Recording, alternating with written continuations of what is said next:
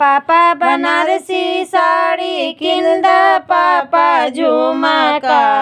किंदा पापा बनारसी साड़ी किंदा पापा झुमका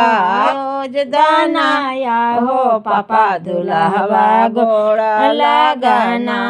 खोज दानाया हो पापा दुल्हवा गोड़ा लगाना का करबू बनारसी साड़ी का करबू झुमका का करबू बनारसी साड़ी का करबू झुमका का करबू आहो बेटी दुल्हवा गोड़ा लगाना का करबू आहो बेटी दुल्हवा गोड़ा लगाना पेन लेबो बनारसी साड़ी पेन लेबो झुमका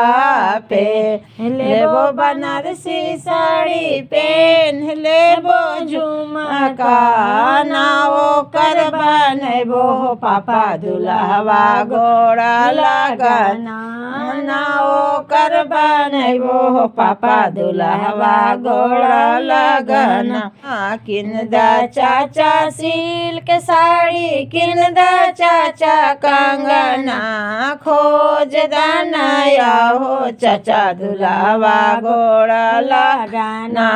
खोज दानाया हो चाचा दुल्हवा गोड़ा लगाना का करबू सिल्क साड़ी का करबू कंगना का करबू सिल्क साड़ी का करबू कंगना का करबू आहो बेटी दुल्हवा गोड़ा लगाना का करबू आहो बेटी दुल्हवा गोड़ा लगाना पेन लेबो सिल्क साड़ी पेन लेबो कंगना पेन लेबो सिल्क साड़ी पेन लेबो कंगन नाओ कर बनबो चाचा दुल्हवा गोड़ा लगाना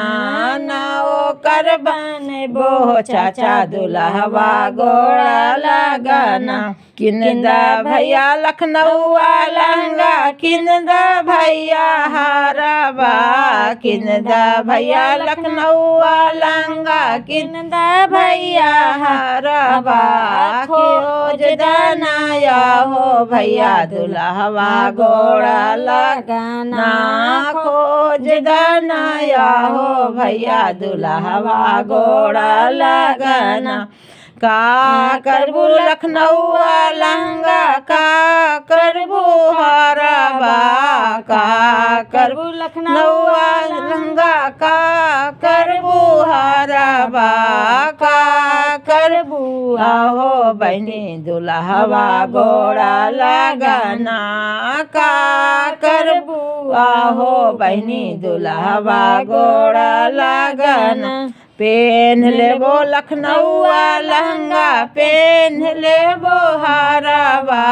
पेन लेबो लखनऊ लहंगा पेन लेबो हारवा नाओ कर बनबो भैया दुल्हवा गोड़ा लगाना चाय बनबो भैया दुल्हवा गोड़ा लगाना। वीडियो अच्छा लगे तो लाइक करें, सब्सक्राइब करें, कमेंट करें और शेयर करें।